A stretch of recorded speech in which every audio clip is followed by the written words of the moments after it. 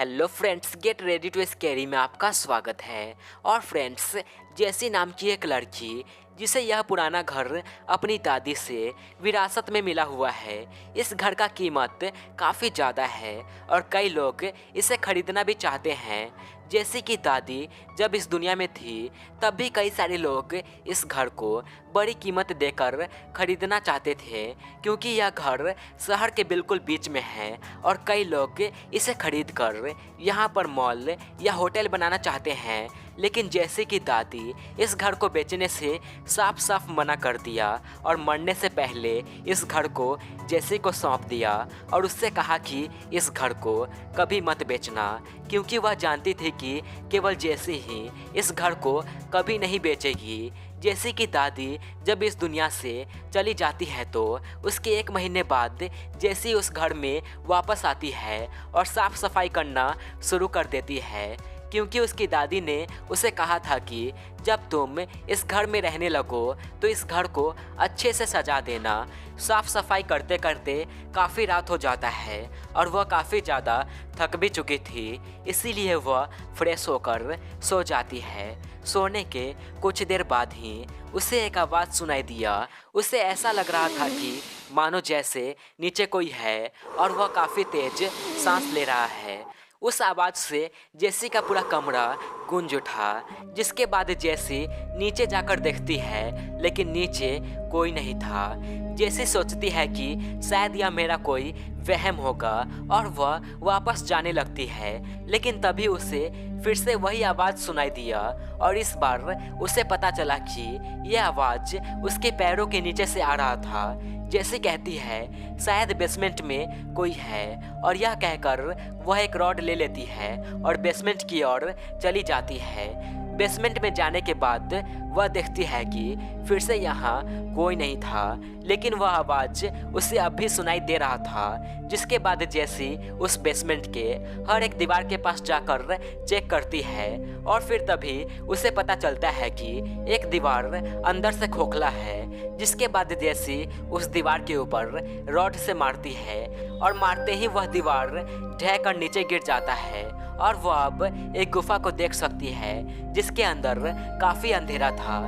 जैसी टॉर्च जलाकर उस गुफा के अंदर चली जाती है और जाते ही वह काफ़ी ज़्यादा चौंक जाती है, क्योंकि वहाँ पर एक अजीब तरह का क्रिएचर सोया हुआ था और उदास होकर काफ़ी तेज सांस ले रहा था। जिसके बाद जैसी चिल्लाकर कहती है, Hey, who are you? और फिर तभी वह क्रिएचर अपना सर ऊपर उठाता है और जैसी देखती है एक उदास लेकिन प्यारा चेहरा और उसके चेहरे के नीचे एक कॉलर था जिसमें काफ़ी बड़ा पेंडेंट लगा हुआ था। और फिर तभी जैसी ने देखा कि उस क्रिएचर के 2 छोटे छोटे हाथ भी है और वह क्रिएचर लगातार उसे ही घूर रहा था। और फिर तभी वह क्रिएचर धीरे धीरे जेसी के पास आ जाता है और उसे सूंघकर स्माइल करने लगता है। जेसी सोचती है कि आखिर वह पेंडेंट किसका है और यह पता लगाने के लिए वह उसे खोल देती है और वह देखती है कि उस पेंडेंट के एक साइड उसके दादी का फोटो है और एक साइड एक लेटर रखा हुआ है। जेसी उस लेटर को लेकर अपने कमरे में आ जाती है और पढ़ने लगती है।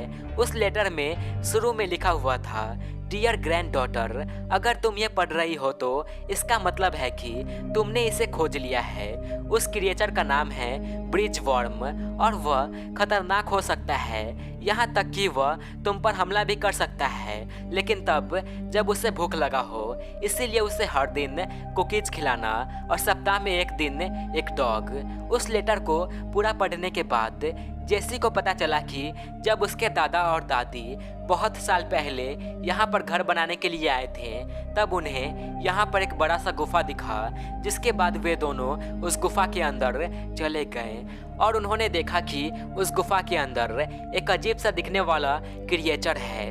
रिसर्च करने के बाद उन्हें पता चला कि ये क्रिएचर और कोई नहीं बल्कि ब्रिज वर्म है, जिसने कई सारे लोगों और जानवरों का शिकार किया हुआ है। लेकिन उनके सामने ब्रिज वर्म कुछ नहीं कर रहा था, बल्कि ब्रिज वर्म उन्हें पसंद करने लगा और धीरे धीरे वह जेसी के दादी द्वारा बनाए हुए खानों को पसंद करने लगा और शिकार करना बंद कर दिया।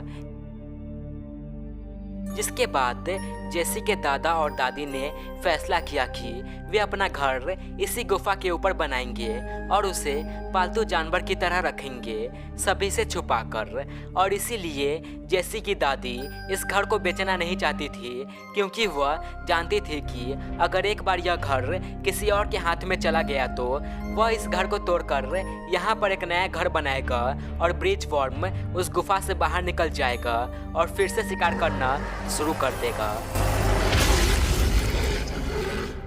लेटर पढ़ने के बाद जेसी कुकीज का एक पैकेट लेकर उस गुफा में जाती है और जाते ही वह देखती है कि ब्रिज वर्म वहाँ पर नहीं है। जिसके बाद वह उसे खोजने के लिए गुफा के और अंदर जाने लगती है और करीब 1 घंटे चलने के बाद अचानक से उसे एक ट्रेन के हॉर्न का आवाज सुनाई दिया।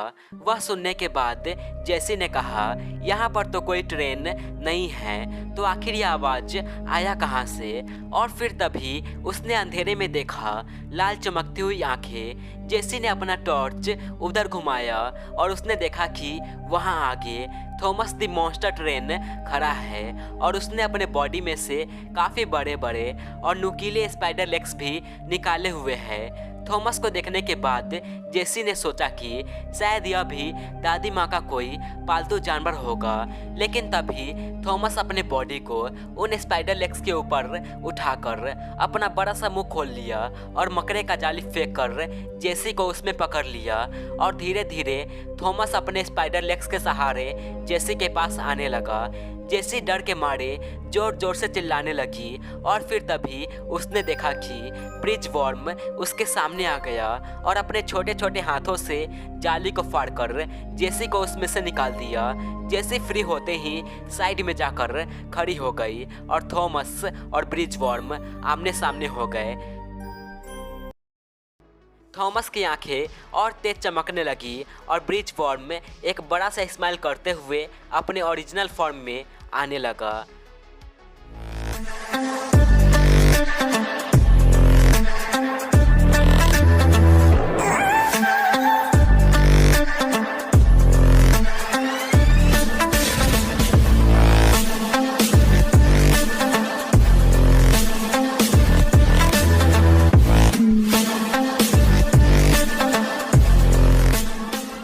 थॉमस ब्रिज वर्म के ऊपर हमला करने के लिए अचानक से जंप किया, लेकिन ब्रिज वर्म उसे अपने हाथों से पकड़ लिया और दूर फेंक दिया।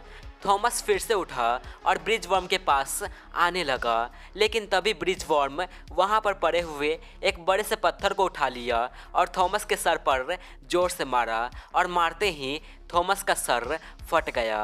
थॉमस ने अब भी हार नहीं माना और ब्रिज वर्म को अपने नुकीले स्पाइडर लेग से कुचलना शुरू कर दिया। ब्रिज वर्म भी कहाँ हार मानने वाला था।